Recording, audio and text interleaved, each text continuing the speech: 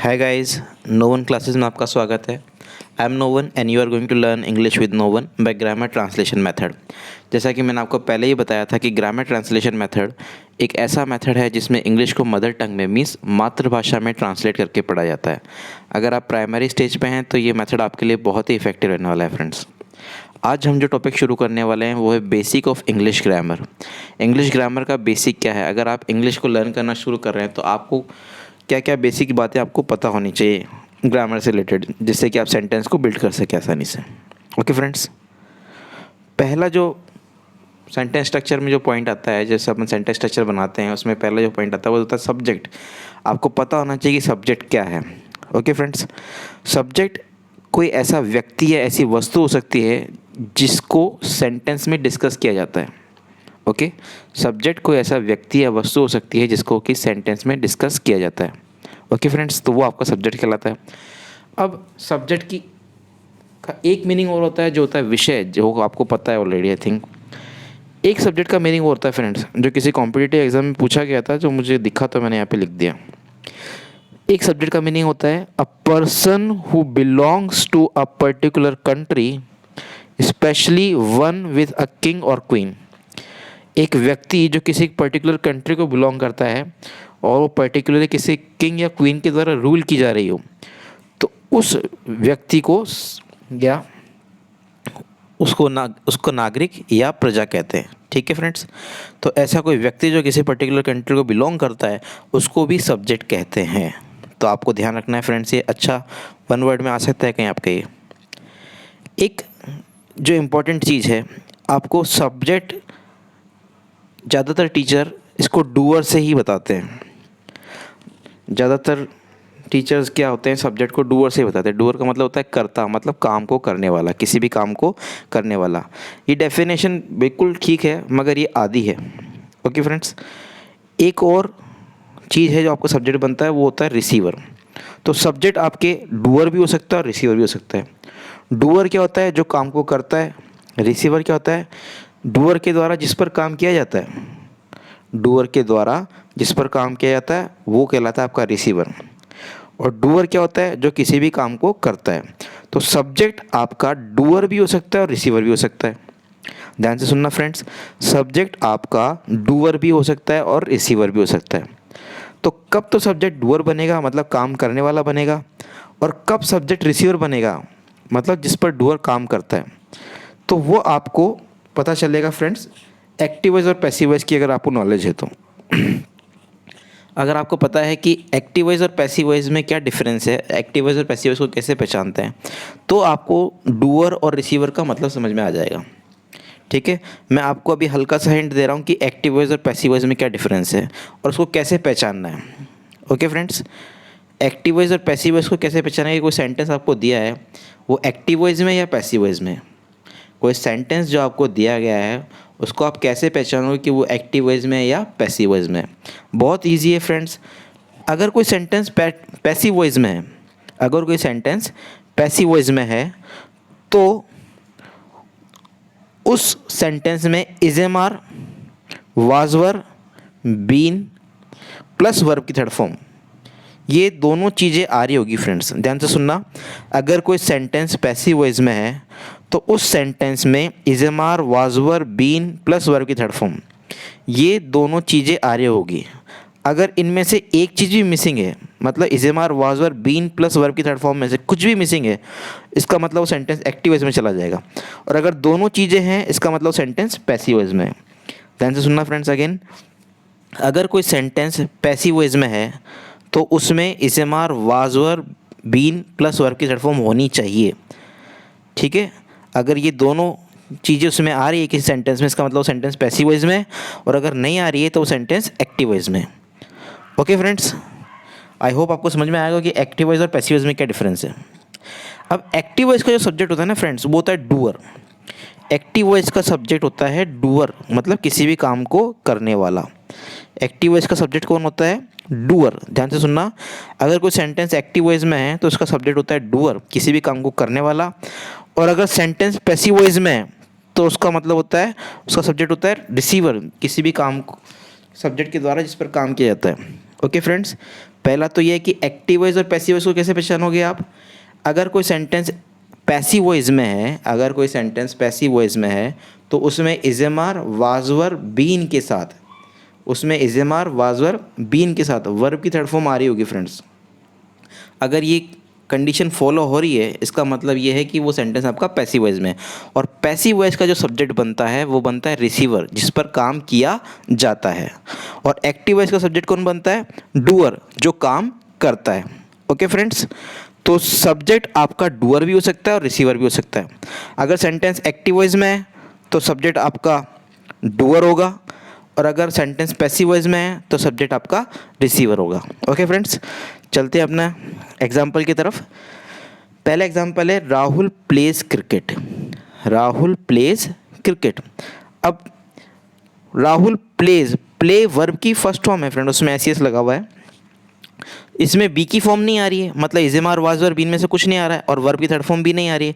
इसका मतलब जो पहला वाला सेंटेंस है आपका फ्रेंड्स वो है एक्टिव वॉइस में। वो किस में है, एक्टिव वॉइस में। जो पहला सेंटेंस है आपका वो है एक्टिव वॉइस में, क्योंकि ना तो इसमें is am are was verb been plus verb की थर्ड फॉर्म, इसमें से कुछ भी नहीं आ रहा है। इसका मतलब ये है कि पहला सेंटेंस आपका एक्टिव वॉइस में है। और एक्टिव वॉइस का जो सब्जेक्ट होता है, एक्टिव वॉइस का जो सब्जेक्ट होता है वो कौन होता है, डूअर, काम को करने वाला।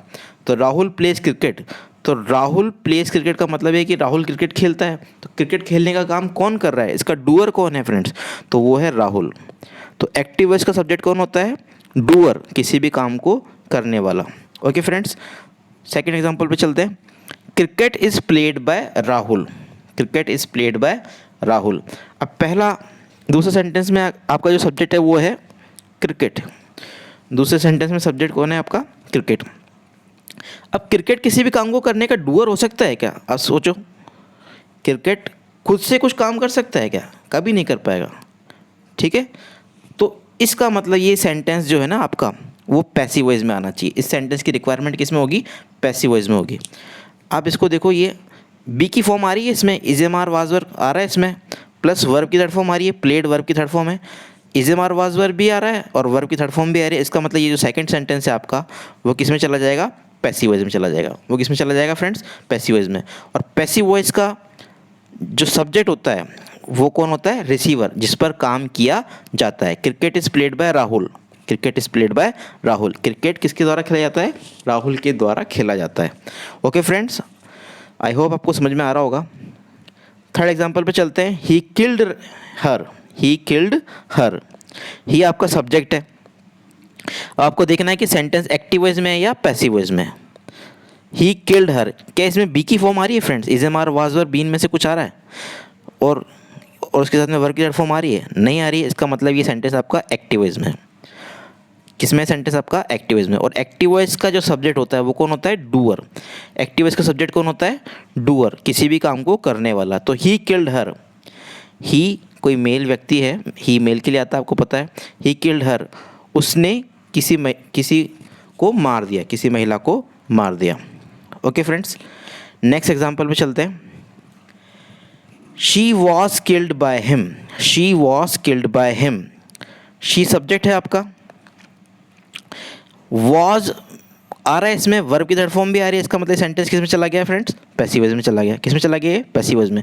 अब शी इस सेंटेंस का डूअर नहीं है, शी किसी को नहीं मार रहा है, शी किसी को नहीं मारी है। She was killed by him, she को मारा गया है किसी के द्वारा, शी को मारा गया है किसी के द्वारा। ओके फ्रेंड्स, तो इसमें ये शी रिसीवर का काम कर रही है, ये खुद डूअर नहीं है इस सेंटेंस में। ध्यान रखना, एक्टिव वॉइस का जो सब्जेक्ट होता है वो डूअर होता है और पैसिव वॉइस का जो सब्जेक्ट होता है वो रिसीवर होता है।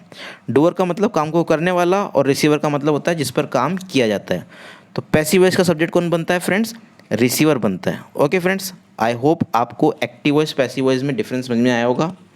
एक बार मैं फिर बोल देता हूँ, सब्जेक्ट आपका डूअर भी हो सकता है और रिसीवर भी हो सकता है। सब्जेक्ट आपका डूअर भी हो सकता है और रिसीवर भी हो सकता है।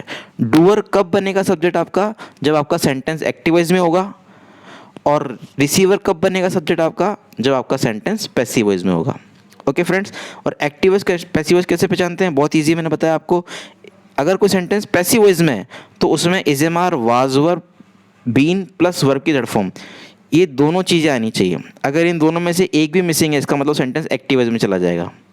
ओके फ्रेंड्स, आई होप आपको समझ में आया होगा ये कंसेप्ट, बहुत ही अच्छा कंसेप्ट है ये। नेक्स्ट पॉइंट चलते हैं अपने, व्हाट इज वर्ब। वर्ब क्या है? A word which is use to express some action is called verb. कोई भी ऐसा शब्द जो एक्शन को रिप्रेजेंट करे, कोई भी ऐसा शब्द जो एक्शन को रिप्रेजेंट करे, वो आपका वर्ब कहलाता है। Okay friends, for example eat, write, go. Eat, write, go, जो आपकी वर्ब की तीनों फॉर्म्स होती है ना फ्रेंड, वही आपकी वर्ब होती है एक तरह से। अब वर्ब आप ऐसे समझो कि वर्ब एक ऐसा शब्द है, ऐसा वर्ड है जो एक्शन को रिप्रेजेंट करता है, जो एक्शन को रिप्रेजेंट करता है, वो आपका वर्ब कहलाता है। She writes a letter. पहले तो अपन ये देखते हैं कि ये जो पहला सेंटेंस है, एग्जाम्पल दिया हुआ है, वो एक्टिव में या पैसिव में? गेस करो फ्रेंड्स। देखो, क्या इसमें बी की फॉर्म आ रही है? Is am are was were been कुछ आ रहा है? नहीं आ रहा। वर्ब की थर्ड फॉर्म भी नहीं आ रही है इसमें। इसका मतलब ये सेंटेंस है एक्टिव वॉइस में। किस में फ्रेंड्स? एक्टिव वॉइस में। और एक्टिव वॉइस का सब्जेक्ट कौन बनता है?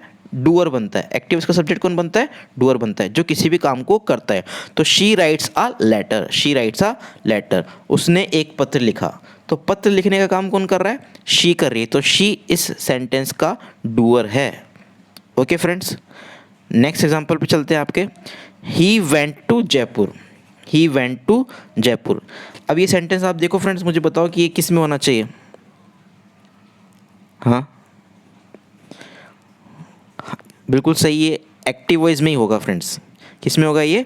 एक्टिव वॉइस में, क्योंकि ना तो इसमें बी की फॉर्म आ रही है, इज़, आर, वाज और बीन भी नहीं आ रहा है, प्लस वर्ब की थर्ड फॉर्म भी नहीं आ रही है। इसका मतलब सेंटेंस पैसिव में नहीं है, किस में? एक्टिव है। और एक्टिव वॉइस का सब्जेक्ट कौन होता है फ्रेंड्स? डूअर होता है। He went to Jaipur, Jaipur कौन गया? ही गया। ओके फ्रेंड्स, नेक्स्ट चलते हैं अपन, ऑब्जेक्ट। ऑब्जेक्ट क्या होता है? इंग्लिश में जो ऑब्जेक्ट होते हैं आपके, वो दो प्रकार के होते हैं। ध्यान से सुनना फ्रेंड्स, इंग्लिश में आपके ऑब्जेक्ट दो प्रकार के होते हैं, एक तो डायरेक्ट ऑब्जेक्ट और एक इनडायरेक्ट ऑब्जेक्ट। इंग्लिश में ऑब्जेक्ट आपके दो प्रकार के होते हैं, डायरेक्ट ऑब्जेक्ट और इनडायरेक्ट ऑब्जेक्ट। आपको ऑब्जेक्ट को फाइंड आउट करना आना चाहिए। जनरली ऐसा बता देते हैं हम लोग कि वर्ब के बाद वाला जो वर्ड आता है वो ऑब्जेक्ट होता है, ठीक है। बट ये प्रॉपर तरीके से मैं बताऊं तो ये पूरा सही नहीं है। आपको ये तरीका आना चाहिए ऑब्जेक्ट को फाइंड आउट करने का, क्योंकि अगर आपको ऑब्जेक्ट पता करना नहीं आएगा फ्रेंड्स, तो आपको पैसिव वॉइस बनाने में बहुत दिक्कत हो सकती है। ओके, तो आपको ऑब्जेक्ट को फाइंड आउट करना आना चाहिए। ऑब्जेक्ट मैंने कितने तरह के बताए आपको? दो तरह के बताए, डायरेक्ट ऑब्जेक्ट और indirect object.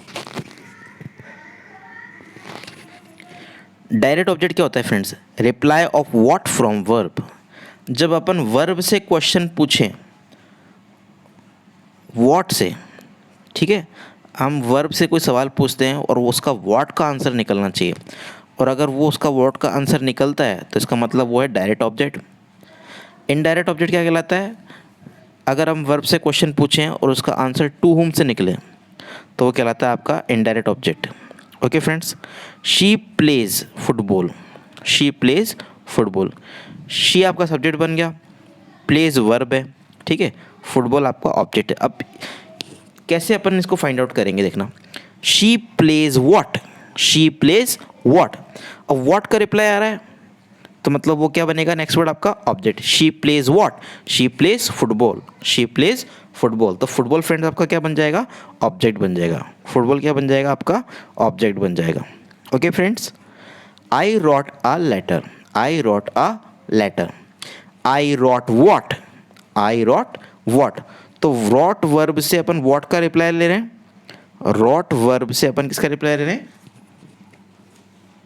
I wrote what? I wrote a letter. तो लेटर आपका क्या बन जाएगा फ्रेंड्स? ऑब्जेक्ट बन जाएगा, ठीक है। तो वर्ब से वॉट का रिप्लाई क्या कहलाता है आपका? Direct object.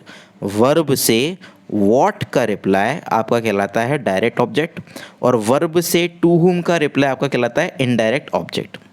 वर्ब से टू हुम का रिप्लाई आपका क्या कहलाता है? Indirect object. नेक्स्ट एग्जांपल देखिए friends, he gave, he gave, question करते हैं वर्ब से, he gave what? He gave what? तो he gave a pen, he gave a pen. तो जो पेन होगा आपका वो हो जाएगा डायरेक्ट ऑब्जेक्ट। वो क्या हो जाएगा? Direct object. He gave what? He gave a pen. तो पेन आपका डायरेक्ट ऑब्जेक्ट हो जाएगा। He gave a pen to whom? He gave a pen to whom? To me. To me. तो टू हुम का रिप्लाई आ रहा है यहाँ से, तो ये आपका बन जाएगा indirect object. Okay friends. He gave what? तो वर्ब से वॉट का रिप्लाई क्या आता है? Direct object. तो ही गेव अ पेन आपका डायरेक्ट ऑब्जेक्ट हो जाएगा। He gave a pen to whom? To मी।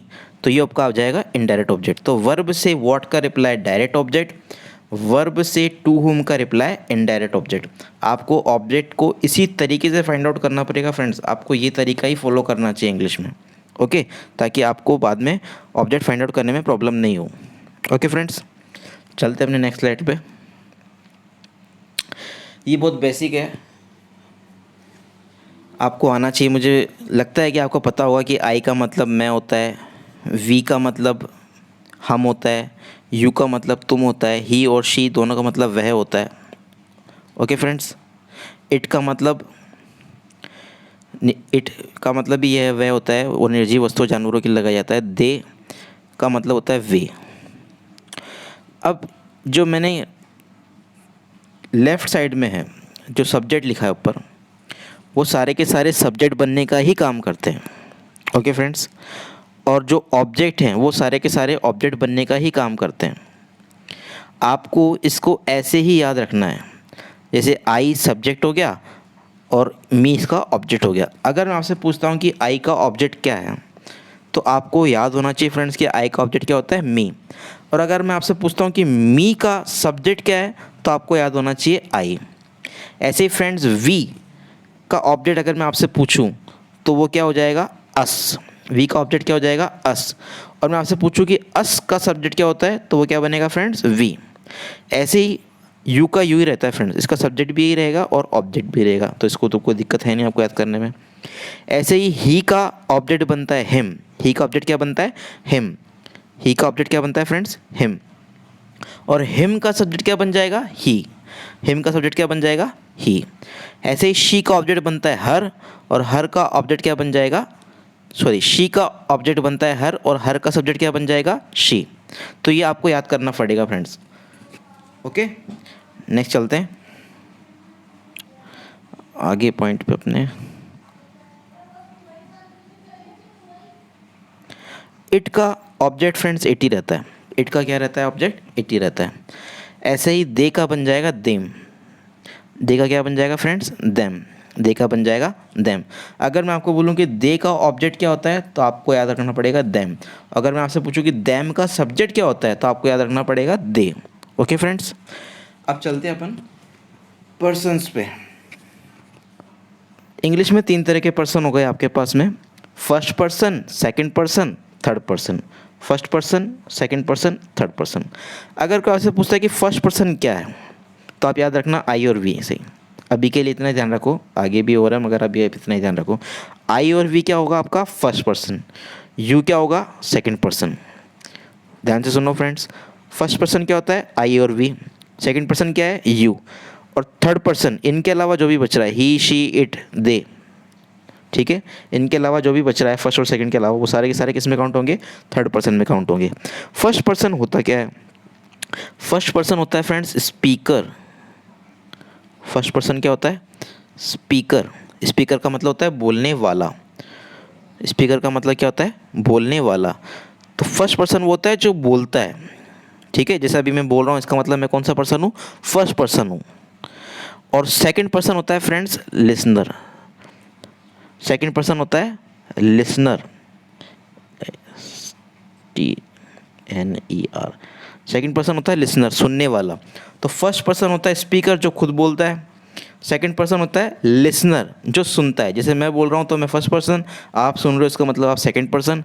और अगर हम किसी तीसरे व्यक्ति के बारे में बात करें तो वो बन जाएगा आपका थर्ड पर्सन। वो क्या बन जाएगा आपका? Third person. ओके फ्रेंड्स, तो कितने तरह पर्सन बताए मैंने आपको? 3 तरीके के, फर्स्ट पर्सन, सेकंड पर्सन और थर्ड पर्सन। फर्स्ट पर्सन में क्या आता है? आई और वी। सेकंड पर्सन में क्या आता है? यू। थर्ड पर्सन में क्या आता है? He, she, it, they. Okay friends, first person क्या होता है? स्पीकर जो बोलने वाला है। सेकंड पर्सन क्या होता है? लिसनर, जो सुनने वाला है। और थर्ड पर्सन जिसके बारे में अपन बात कर रहे हैं।